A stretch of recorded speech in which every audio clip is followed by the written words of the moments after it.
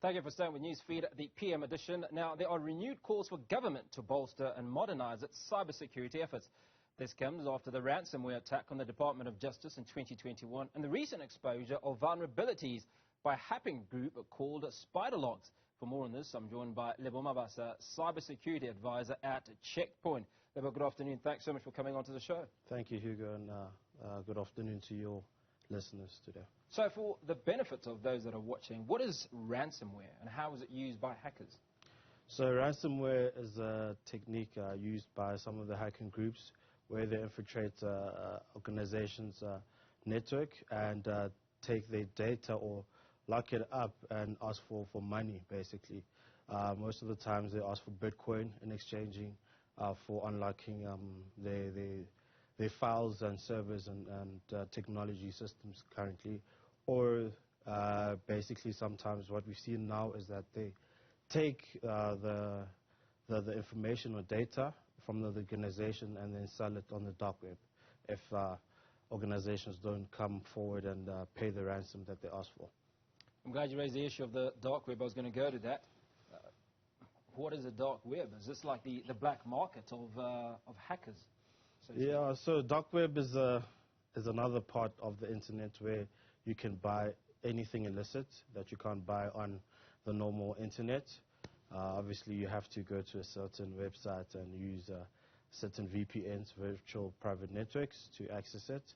And you can buy list of stuff from guns to information to right now you can buy hacking tools to infiltrate organizations if you don't have the skills. So yeah, it's been made easier for hackers to people that don't have the skills to buy the tools to hack organizations now. So it is common practice that they don't ask for actual money but Bitcoin as a means of exchange. Yeah, because it's safer. You know, Bitcoin is sometimes hard to trace where the transaction is going to. Now, who are the prime targets of ransomware?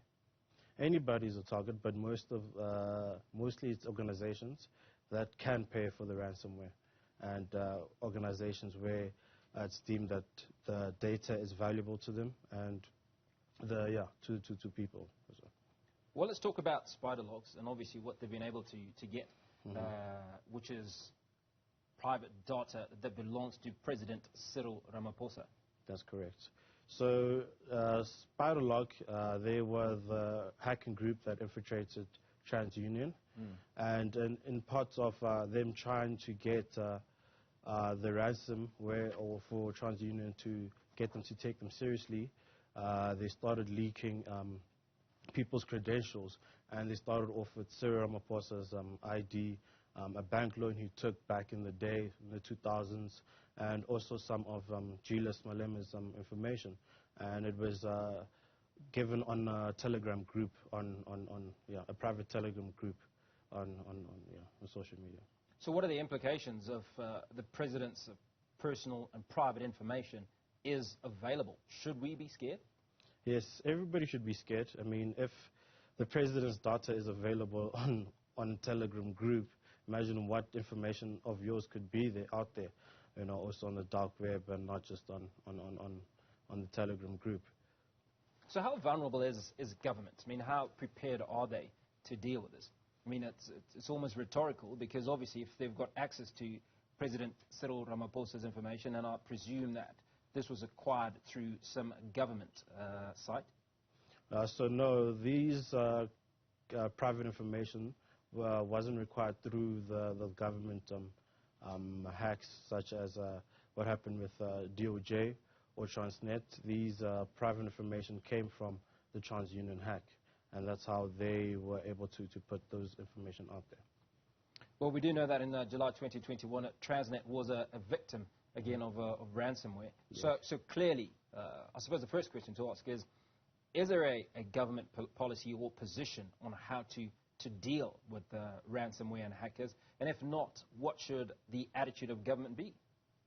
Well, I'm not too sure about the government's position. Each government has their own policy, but we always advise not to pay ransomware because they could also still leak your data because they always have the data with them.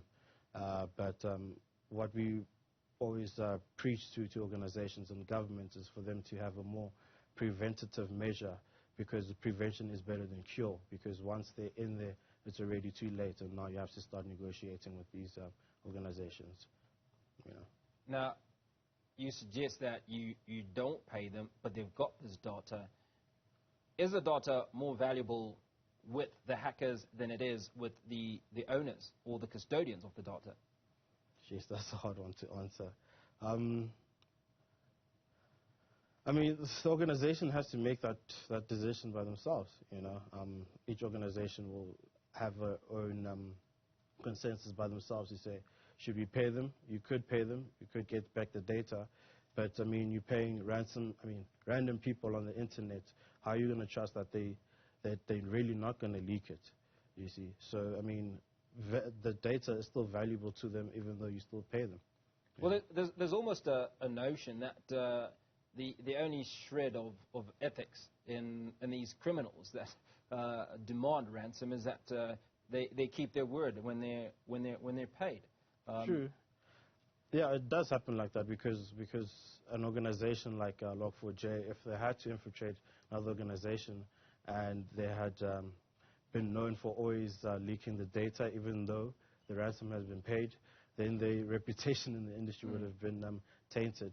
So, I mean, it goes to organization on how they handle each of these cases. Well, let's talk about protecting ourselves or government protecting themselves. What sort of steps should they take to ensure that hackers are unable to infiltrate their systems? So there's a couple, but the most important one, I'd say, to take a preventative measure. Like I said before, prevention is better than cure, because if you do detect something like malware or somebody sitting in your network, it's already too late, right? And a lot of organizations have been taking a proactive measure where you're able to monitor and have not a reactive approach to these malware things, right? And then the most other one is what we've seen in terms of the cyber threats and landscape is the protect your mobile phones, right? So with mobile phones, we've seen that there has been a more hybrid kind of working model in most organizations. Employees are now able to access corporate emails and applications from their mobile phones. And that also leaves a certain gap in terms of protecting the organization and employees, right? So, yeah, those are the two main important, and also having a zero trust approach to doing security. That's saying that you don't trust anybody, no user, no device, and denying everything by default. And once you hardening everything, you are then only able to give a person or a system access once you have built a certain level of trust. Well, if we go back to Transnet, I'd like to imagine that before they got hacked, they thought they were secure, until obviously the inevitable happened. So what mechanisms can you use to ensure that you're actually foolproof or that you are hack-proof? What most organizations go through is what we call penetration testing. So what they do is get mostly external people, like we were talking about hackers, but now we call them ethical hackers. So they're not hackers set on the dark web, but they know how to hack. These are like the Robin Hoods of the hacking fraternity, if you will. Yeah, so the blue team, they wear the good cape, and they hire them and say, okay, we have these certain systems in place. Try see if you can infiltrate our existing networks and systems. And yeah, they are able to see that where the gap lies and try to close those gaps. And also, I mean, most importantly for an organization like Transnet, they have to have a very good visibility on actually what's going on in their network. And also having very skilled cybersecurity professions. I mean, cybersecurity is still the biggest demanded job not in the world, but in South Africa, but the skills are still not there right now. So we're still also trying to bridge that cybersecurity gap in South Africa and the world right now. Now, Lebo, in your view, which sector would you say in the South African market, for instance, is the most secure? I'd like to imagine that it's got to be financial services. Yeah, but to be honest, nobody's safe. These hackers work overtime. They're always trying to find a way to penetrate any organization. I can imagine with banks, they are the ones that hold a lot of valuable information and data for a lot of South Africans. So hackers will be trying to infiltrate them a lot. And obviously on the other side, they will be trying to harden their security measures. So it's hard to say, but it's very hard to say who's the most protected. You can never know. Nobody's safe, let me say that. So let's talk about what these hackers look for when they're identifying an organization to hack. Is it about the amount of data that the organization holds? Is it about the number of individuals whose data is looked after? Or do they look at other things? They look at both of that, and obviously how valuable the data is. I mean, you don't want just anybody's data. I mean, if you exchange it on the dark web, what value would it get you? And also, you're looking at organizations that will be able to pay for the ransom that you ask for. So those are the most important things that they look for.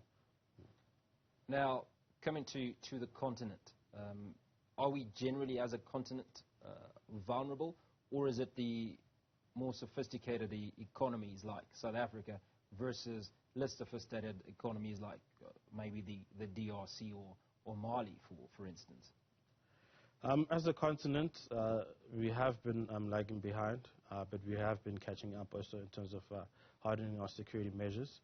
A lot of countries have started introducing some regulations when it comes to data protection, which is enabling or giving a wake-up call to most of the organizations in those countries to say, hey, if certain data leaks, you will be paying a fine. Because previously, organizations would get hacked and they'll just keep quiet. You just hear one of the IT professions slipping out that we got hacked, and then where it just goes around. But they wouldn't have published to say, hey, we got hacked and we are working on it.